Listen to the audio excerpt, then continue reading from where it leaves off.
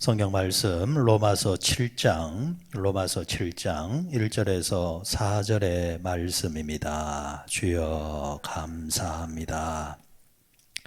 로마서 7장 1절에서 4절 말씀 같이 읽습니다. 형제들아 내가 법하는 자들에게 말하노니 너희는 그 법이 사람이 살 동안만 그를 주관하는 줄 알지 못하느냐. 남편이 있는 여인이 그 남편 생전에는 법으로 그에게 매인 바 되나 만일 그 남편이 죽으면 남편의 법에서 벗어나느니라. 그러므로 만일 그 남편 생전에 다른 남자에게 가면 엄려라. 그러나 만일 남편이 죽으면 그 법에서 자유롭게 되나니 다른 남자에게 갈지라도 엄려가 되지 아니하느니라. 그러므로 내 형제들아 너희도 그리스도의 몸으로 말미암아 율법에 대하여 죽임을 당하였으니 이는 다른 이 곧 죽은 자 가운데서 살아나신 이에게 가서 우리가 하나님을 위하여 열매를 맺게 하려 함이라. 아멘. 로마서 7장 1절에서 4절의 이제 말씀을 가지고 율법과 죄에 관한 이야기, 율법과 믿음에 관한 이 상관관계에 대해서 말씀을 오늘 우리에게 주시고 있습니다. 사도 바울이 이 로마서를 통해서 시종일관 말하고 있는 것이 우리가 구원을 받는 것은 믿음에 의해서 구원을 받는 것이라. 그런데 그 믿음도 내가 무언가를 믿는다기보다도 내가 어떻게 한다기보다도 하나님께서 우리에게 믿음을 주셔서 그 믿음을 주시는 것을 우리가 믿음으로 통해서 우리는 다른 것에 의해서가 아니라 그 믿음인데 이것을 이제 일명 우리가 칭이라 이렇게 이제 말을 합니다. 기독교 신학에서 구원론에 있어서 큰 이제 두 기둥이 있다고 한다면은 구원을 떠받치고 있는 두 기둥이 있다고 한다면은 하나는 칭이라는 이제 기둥이고 하나는 성화라는 기둥입니다. 이 두 기둥이 떠받치고 있는 겁니다. 칭이라는 구원이라는 것이 칭해 주셨다. 칭해 주신다 할 때 그 칭이란 말입니다. 그리고 오를 의, 우리가 의롭게 되었다라는 거. 그러니까 누가 칭해 주시냐니까 하나님이 칭해 주셨다. 뭘 보고? 우리의 그런 행위나 노력이 아니라 예수 그리스도가 우리를 위해서 죽으시고 부활하시고 재림하신다라는 그 사실 한 가지를 우리가 믿을 때에 그것을 하나님께서는 의롭다 여기시고 그것에 의해서 우리가 구원을 받게 되어졌다. 그것을 이제 성경에서는 칭의라 이렇게 이제 말씀을 하고 있습니다. 자, 그리고 또 하나의 이제 구원이 등장합니다. 그것은 성화입니다. 성화. 여기서 성화할 때는 성인할 때의 그 성자를 말하고 될 화자를 말합니다. 그러니까 성인이 되어 가는 것입니다. 구원을 받으면은 예를 들어서 칭의가 되어지면은 그러면은 그것으로 끝이 났느냐? 아니죠. 신분의 변화는 일어났습니다.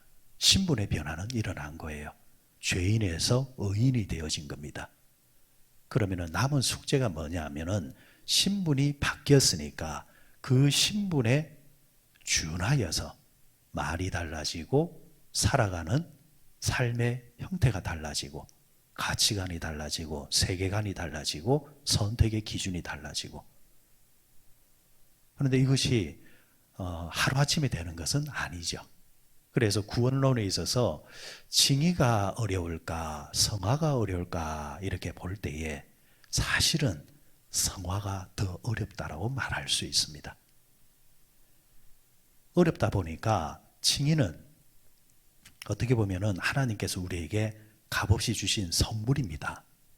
그렇잖아요. 우리가 믿기만 하면 구원을 받았으니까. 그런데 믿어서 구원받은 자가 이제 변해야 되는데 성숙되어야 되는데 이게 하루아침에 안 된다는 겁니다. 이 부분을 다루고 있는 것이 로마서 7장의 전체적인 주제입니다. 얼마나 힘들었는지 오늘 본문 삼고 있는 7장 23절을 한번 22절을 한번 가보시기 바랍니다.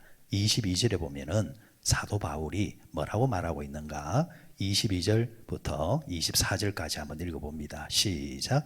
내 속삼으로는 하나님의 법을 즐거워하되 내 지체 속에서 다른 법이 내 마음의 법과 싸워 내 지체 속에 있는 죄의 법으로 나를 사로잡는 것을 보는도다. 오라, 나는 공고한 사람이로다.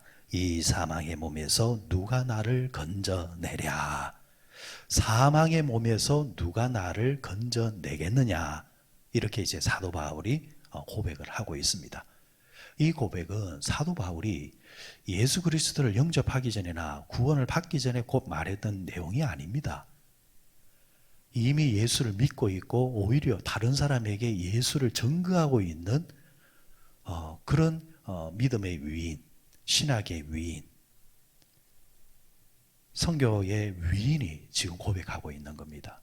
이 사망의 몸에서 누가 나를 건져낼 수 있겠는가?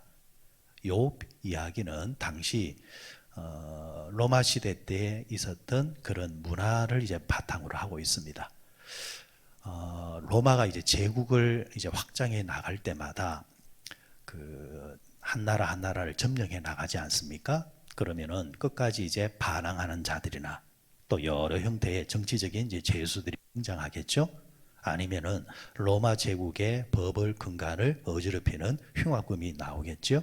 그러면은 그들에게 어떤 형벌을 내리냐면은 시체를 가져다가 눈을 맞추고 입을 맞추고 온몸을 손과 발을 다 맞춥니다. 그리고 묶어버립니다. 그리고 내버려 두는 겁니다. 시체는 어떻습니까? 그들을 내버려 두면 어떻습니까? 계속해서 부패해 가죠. 그 부패해 가는, 썩어져 가는 것이 고스란히 살아있는 죄수에게 전달되도록 만들어버리는 겁니다. 정말 저주스럽고 공포스러운 형벌이죠. 사도 바울이 그걸 인용해서 지금 이렇게 말하고 있는 겁니다. 사람이 살아있으면 산 그대로 있어야 되는데 내 안에 정말 시체와 같은 거, 사망의 몸이 나와 지금 붙어 있는데 누가 나를 여기서 끄집어낼 줄 수 있단 말이냐. 그만큼 사도 바울은 믿음으로는 이미 구원을 받았지만은 삶으로는 아직까지 죄성과 죄의 이제 본성을 떨쳐버리지 못해서 내가 믿는 사람임에도 불구하고 내가 왜 이렇게 살아야 되는가? 나는 왜 이렇게 죄에 대해서 이기지 못하고 저항하지 못하고 또 이렇게 혼란 속에 빠진단 말인가? 이런 식으로 지금 사도 바울이 고백하고 있는 겁니다. 이런 걸 볼 때 여러분, 사도 바울의 고백뿐만이 아니라 우리도 마찬가지잖아요. 교회에 나오는 것은 어떻게 보면은 첫 발걸음도 힘들겠지만 그러나 전도에 의해서 또 하나님의 택함에 의해서 우리가 교회에 나와서 하나님을 믿는 것 믿을 수 있습니다. 그 다음이 문제라는 거죠. 그 다음에 구원받은 자로서 자라나야 되는데 성숙해 가야 되는데 변화되어 가야 되는데 그러지 못한다는 겁니다. 교회를 10년을 다녀도 20년을 다녀도 가족의 손을 잡아야 되고 치마를 붙잡아야 되고 이런 식으로 신앙생활을 변하지 않고 성숙하지 못하면서 다니는 사람들이 얼마나 많느냐라는 겁니다. 결국 여러분 구원은 냉정하게 말하면은 따라가서 구원을 받는 것이 아니라 따라가더라도 결국은 마지막에는 자기가 선택해서 자기가 구원을 받는 겁니다. 근데 과연 스스로 믿음을 가지면서 믿음의 생활을 하면서 믿음을 부여잡고 끝까지 갈 수 있는 사람이 과연 얼마나 있을까? 그건 하나님만이 아시겠죠. 자란다는 것이 그만큼 힘들다는 겁니다. 여러분 애들도 보십시오. 여성 여러분들 자식을 놓는 것이 힘듭니까? 자식을 키우는 것이 힘듭니까? 그건 물어보나 말이죠. 애를 놓는 거 힘들죠. 그러나 힘들어도 아무리 진통이 와도 하루 이틀이면은 대부분이 놓을 수 있고, 요즘은 또 시대가 좋아져서 그죠? 다른 방법으로 애를 출산할 수 있잖아요. 근데 문제는 그 아이를 이제 키우는 것. 놓았다고 해 끝나는 게 아니지 않습니까? 그 아이가 자라게 할 때에 수고해야 되는 그 대가가 비교할 수 없는 그런 수고로움이 다른다라는 겁니다. 이와 같이 여러분들 이 구원을 떠받치고 있는 두 기둥 가운데서 믿음으로 구원을 받는 것, 그것도 참 귀한 일이고, 그리고 그것도 참 쉽지 않은 일이지만, 하지만 구원받은 자가 이제 자라나고 성숙하는 면에서 성인이 되어가는 것이 그만큼 만만치 않다라는 겁니다. 그런 면에서 여러분, 우리가 성인이 되어가는 것, 이 부분을 우리가 어떻게 해야 성인이 되어갈 수 있을까? 어떻게 우리가 날마다 성화가 되어갈 수 있을까? 날마다 구원을 이루라 하셨던 말씀이 바로 그 부분이거든요. 날마다 성화되어 가라 이렇게 말씀하신 거란 말입니다. 그러면 우리가 어떻게 하면은 성화되어 갈 수 있을까? 이 또한 여러분 첫 번째 구원인 칭의와 유사한 그런 형태를 가지고 있습니다. 칭의가 뭐였습니까? 하나님께서 의롭다 칭해 주시는 거잖아요. 내가 무언가 크게 노력해서 어떻게 하겠다라는 식으로 접근하게 되어지면은 실패하게 되어집니다. 그러면은 그 사람은 교만합니다. 바울이 믿음에 대해서 이렇게 강조하는 이유는 믿음의 쌍벽을 이루는 게 율법이었단 말이죠. 그러면 율법이 필요 없느냐? 그 또한은 아닙니다. 율법도 반드시 있어야 됩니다. 그러나 율법의 한계론이 있다라는 겁니다. 율법의 한계론이 있는데 율법을 가지고 그 한계를 넘어가려고 할 때에 끝에 가보면 실패한다라는 겁니다. 오늘 성경에서 재미난 비유가 나왔습니다. 결혼 비유가 나왔어요. 이 결혼 비유가 왜 등장을 하느냐? 한 여인이, 그러니까 고대 사회에서 남자에 비해서 여성은 이 결혼의 구속력이 막강했습니다. 심지어 남자가 바람을 핀다든지 남자가 큰 실수를 해도 여성은 결코 이혼을 할 수가 없었습니다. 다른 남자는 생각도 못하죠. 그러나 이에 반해서 남자들은 부인을 두세 명을 거느려도 무방했습니다. 여성에게는 정말 이 결혼이 큰 구속력이었는데, 그런데 이 구속에서 벗어나는 유일한 길이 뭐냐면은 그 남편이 어떻게 되었을 때에? 죽었을 때에. 바울이 이 부분을 왜 언급을 하느냐 하니까, 첫 번째 남편을 누구라 말하느냐 하니까 율법이라 이렇게 말을 하는 겁니다. 율법에서 벗어날 수 있는 유일한 길이 뭐냐 하면 그 율법이 내 안에서 죽을 때라는 겁니다. 다시 말해서 율법은 내가 좋아하든 내가 싫어하든 강제적으로 이행하는 것입니다. 강제로 이행하는 것은 순간적으로는 하게끔 만들지만은 지속력 면에서는 항상 한계가 있다라는 거죠. 여러분, 아이들이 학업을 할 때에 스스로 자발적으로 공부하는 것과 시켜서 억지로 하는 것은 그 결과 생산성 면에서 효율성에서 전혀 다릅니다. 일을 할 때도 봉사를 할 때도 사람을 의식해서 억지로 하는 것과 자발적으로 감동을 받아서 하는 것과 전혀 다르다라는 겁니다. 똑같은 이치입니다. 그러면 우리가 사랑을 한다 이러면은 사랑도 억지로 하는 것과 어쩔 수 없이 구속되어서 매여서 하는 것과 상대를 사랑하고 존중해서 하는 것은 그 깊이와 넓이가 다르다라는 거죠. 이렇게 비유를 들면서 말씀을 정리해 드리면은 여러분들이 쉽게 이해할 것 같습니다. C라는 여인이 한 사람이 있었습니다. A라는 남편을 만나서 결혼 생활을 합니다. 그런데 이 A라는 남편이 너무 까탈스러워요.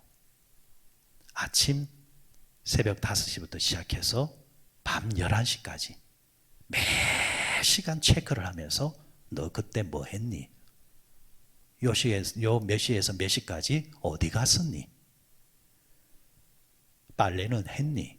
빨래를 할 때는 가려서 했니? 하나하나 다 따지는 겁니다. 연애할 때는 몰랐는데 결혼하고 보니까 너무 피곤한 사람입니다. 그래서 첫사랑은 온데간데 없이 사라지고 하루하루가 지옥같이 구속 속에서 살아가니까 너무 괴롭습니다. 그런데 어느 날 그 남편이 사고로 인해서 사망을 하게 됩니다. 혼자 살아야지 이렇게 마음을 먹고 있는데 생각지 않았던 B라는 남자가 나타났습니다. 그런데 그 B라는 남자가 너무 잘해줍니다. 너무 사랑해줍니다. 어느 순간 마음이 무너집니다. 그 남자를 받아들입니다. 그리고 재혼을 합니다. 그런데 이 재혼한 남편은 앞에 전 남편에 비해서 그렇게 구속하려고 들지를 않습니다. 자유를 줍니다. 배려를 해줍니다. 오히려 내가 해야 할 일을 상대가 하면서까지 도와줍니다. 너무 행복합니다. 그런데 어느 날 깜짝 놀랐습니다. 뭐에 대해서 깜짝 놀랐느냐? 전 남편과 살 때는 시켜서 매일매일 간섭하고 따지고 묻고 해서 억지로 그렇게 이행했는데 지금의 남편과의 생활 속에서는 그 전 남편처럼 시키지 않아도 전 남편과 살 때 했던 5시부터 밤 11시까지의 그 행위를 스스로 하고 있고 해도 피곤치 않고 해도 기분 나쁘지 않고 행복하고 즐겁더라는 겁니다. 지금 바울이 결혼의 비유를 드는 게 율법과 이 은혜, 율법과 믿음의 이 상관관계가 어떤 것이냐 설명해 주는 겁니다. 율법이 필요 없다는 게 아닙니다. 필요하죠. 하지만 한계론을 인정해라. 우리는 율법으로 시작했다 할지라도 예수 그리스도를 만나서 그분을 사랑해서 그분께 감사해서 하루하루가 즐겁고 행복해하면서 신앙생활하는 것. 그럴 때에 누가 시키지 않아도 날마다 우리가 스스로 변해가는 것을 우리가 보게 될 것이다. 이렇게 말해주고 있습니다. 그렇다고 한다면 오늘도 여러분 이 하루를 시작할 때 새벽에 나오는 것도 우리가 다른 것에 의해서가 아니라 주님을 사랑해서 예수님을 사랑해서 시켜서 하는 것이 아니라 자발적으로 내 기도하는 이 시간, 이때가 나 가장 즐겁다. 이때가 가장 귀하다. 이렇게 자발적으로 이 새벽 기도로 시작해서 또 이 하루를 사는 동안 누가 시켜서 그렇게 사는 것이 아니라 이렇게 사는 것이 행복하기 때문에 믿음으로 살고 은혜로 사는 삶. 이렇게 하루하루 살다 보면은 어느 날 내 모습을 보면은 성인이 되어져 있고 예수님을 닮아져 있는 그 모습을 우리는 보게 되는 겁니다. 그리스도의 장성한 분량까지 자라라 했습니다. 오늘 하루도